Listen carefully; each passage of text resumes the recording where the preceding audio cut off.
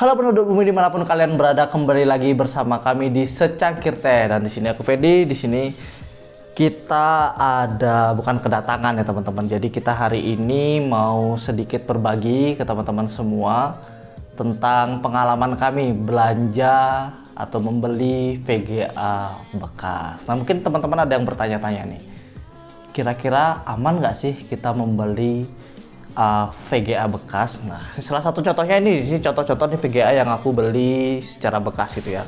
Dan ini salah satunya yang paling baru aku beli. Ini RTX 2060 punyanya Sotak. Jadi kalau kita lihat ini baru aja kit datang gitu ya teman-teman ya.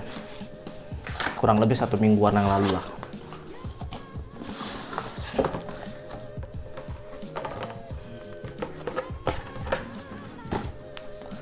Nah, barangnya itu seperti ini. Ini aku belinya secara online gitu teman-teman, bukan aku belinya secara COD dan lain sebagainya, tapi aku di sini belinya secara online. Ini masih lengkap sekali, full set dan lengkap sampai buku paduan dan gini ya apa CD-nya masih dapat. Nah, ini VGA-nya. Ya, seperti ini teman-teman. Nah, jadi kalau menjawab pertanyaan apakah aman membeli VGA bekas. Nah, di sini aku mau ngasih sedikit tips and trick gitu teman-teman untuk teman-teman semua yang mau membeli VGA bekas gitu. Yang pertama teman-teman, di sini aku punya 10 tips gitu. Yang pertama, kalau teman-teman mencari sebuah VGA, sesuaikan itu dengan budget dan juga kebutuhan teman-teman. Jadi kalau misalnya teman-teman mencari VGA kebutuhannya untuk gaming, nah gaming apa dulu nih? Kalau misalnya gamingnya untuk sekelas game apa dulu, kan seperti itu. Nah kemudian lihat budgetnya teman-teman. Kalau misalnya teman-teman punya budget sekian, kira-kira dapat VGA apa? Nah itu yang pertama harus diperhatikan. Kemudian yang kedua, teman-teman juga harus kenali harga pasar VGA teman-teman. Jadi supaya teman-teman tidak kena tipu ataupun ya teman-teman bisa dikatakan membeli VGA kok bekas kok mahal seperti itu. Jadi teman-teman juga harus tahu harga pasaran VGA. Nah teman-teman bisa cek harga pasaran VGA itu ya di marketplace, entah itu di toko online Orange atau Ijo ataupun di biasanya di Facebook itu ada di marketplace itu. Teman-teman bisa cek aja berapa sih orang-orang biasanya jual harga VGA ini berapa. Nah lihat, jadi kalau misalnya teman-teman jangan juga cepat tergiur dengan harga VGA yang sangat murah gitu teman-teman. Jadi belum tentu yang jual dengan harga murah itu ya yang dijual tuh VGA, siapa tahu itu penipu atau lain sebagainya. Jadi teman-teman juga harus tahu harga pasarannya. Kalau itu masih di harga normal ataupun di bawah normal sedikit ya itu masih masuk akal seperti itu. Kemudian yang ketiga teman-teman, paling tidak cari VGA itu yang tahun produksinya itu 3 sampai 5 tahun ke belakang. Kenapa? Karena kalau dilihat dari 3 sampai 5 tahun ke belakang berarti VGA-nya umurnya masih pendek seperti itu. Jadi belum terlalu dipakai lama. Jadi bisa teman-teman masih kita bisa percayalah bahwa VGA ini masih aman seperti itu karena baru dipakai sekitar 3 tahun atau 5 tahun itu masih aman sih menurut kami.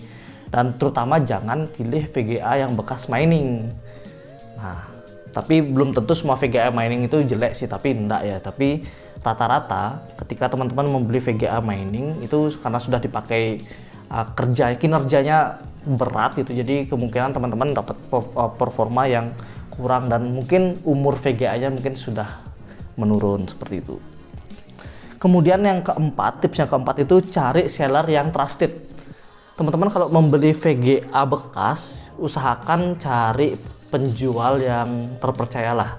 Kalau misalnya di toko online itu cari yang sudah star seller ataupun yang sudah terpercayalah. Kalaupun memang teman-teman belinya secara personal langsung ke orangnya, jadi teman-teman usahakan bisa berkomunikasi dengan penjualnya itu dengan baik, entah itu melalui WhatsApp ataupun direct messenger di messenger seperti itu ya. Jadi usahakan teman-teman mencari seller yang benar-benar bisa dipercaya, orangnya jujur dan bisa dihubungi dari mana saja gitu ya. Jadi supaya tidak terjadi misalnya kita membeli dan kemudian penjualnya hilang seperti itu. Jadi usahakan teman-teman cari seller yang trusted.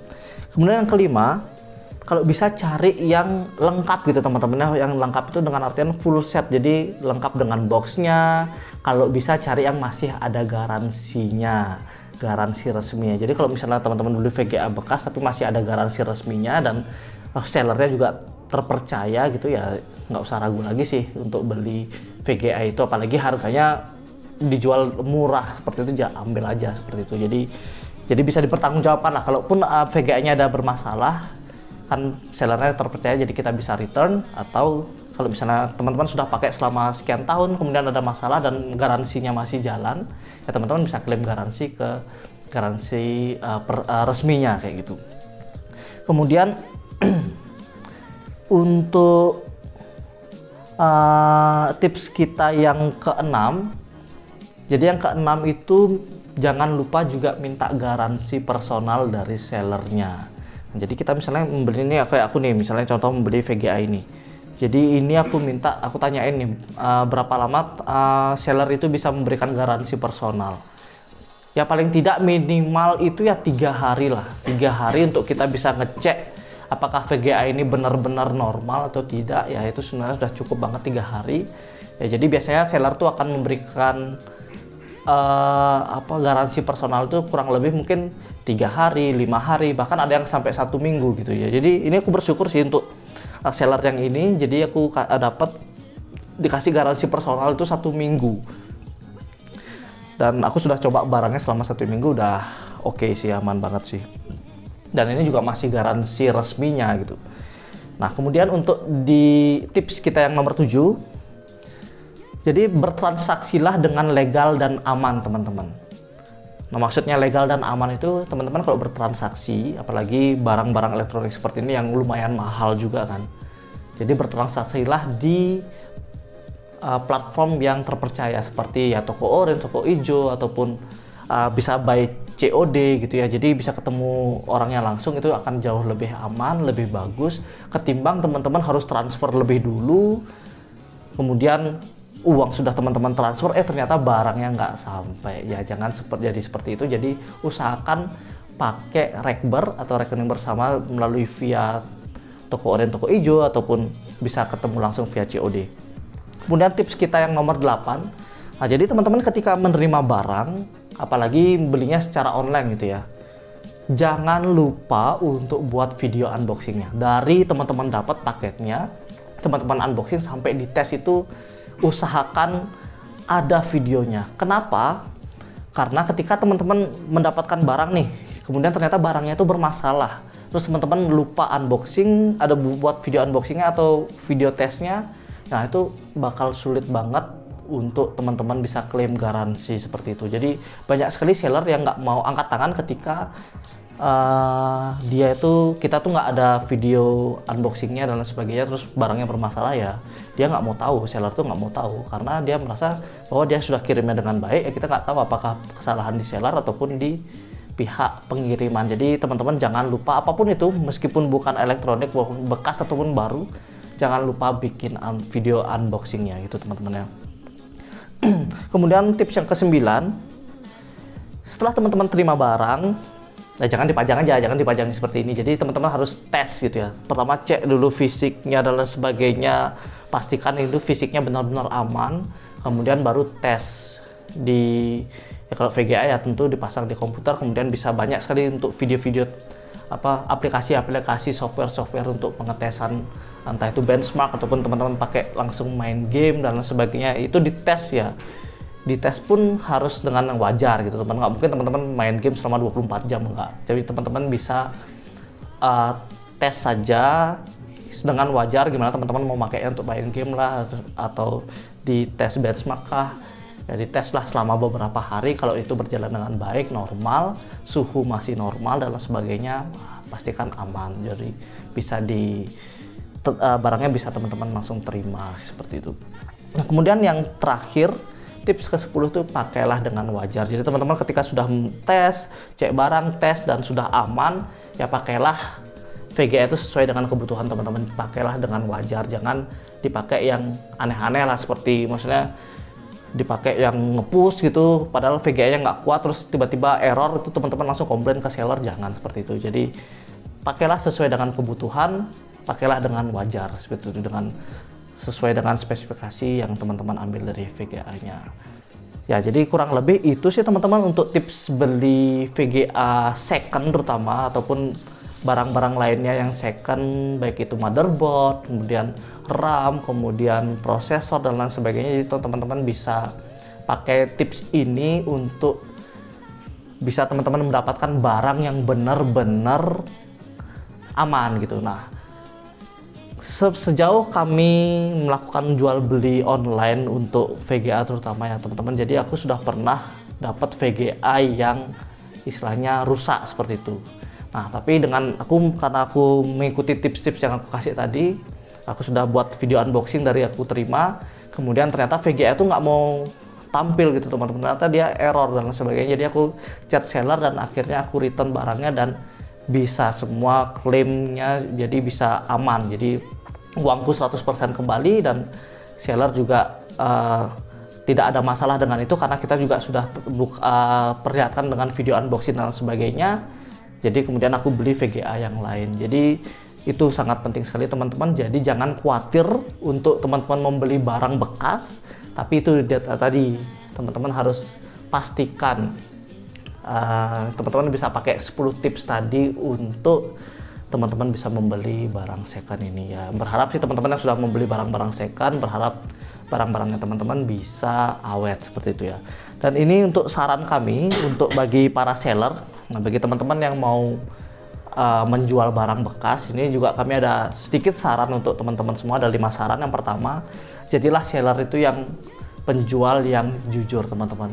Kalau misalnya teman-teman menjual barang, ya katakanlah apa adanya. Misalnya teman-teman kalau misalnya barangnya memang masih bagus, ya katakanlah memang bagus barangnya. Tapi kalau misalnya memang barangnya ada bermasalah, ya bilang aja di deskripsi itu, jelaskan semua ada minusnya apa dan jadi si pembeli itu bisa tahu bagaimana kondisi barangnya. Kemudian yang kedua, pasti kita harus tahu harga pasar gitu ya. Jadi teman-teman jangan sampai kita menjual barang itu terlalu tinggi harganya, ataupun ya paling tidak seharga wajar, seharga normalnya pasarannya. Jadi teman-teman harus tahu harga pasaran. Kemudian yang ketiga, pastikan barang aman. Jadi kalau teman-teman sudah deal dengan pembeli, ya pastikan itu barangnya tuh aman teman-teman. Jadi di packing lah dengan baik supaya si pembeli bisa menerima barang kita juga dengan baik.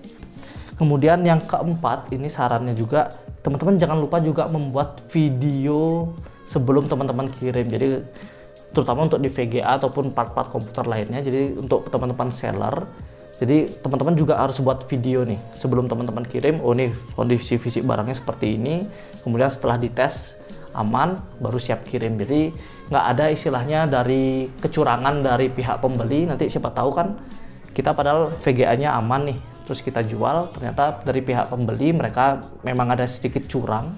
Jadi mereka bilang barangnya rusak, ternyata itu barangnya dia dan lain sebagainya.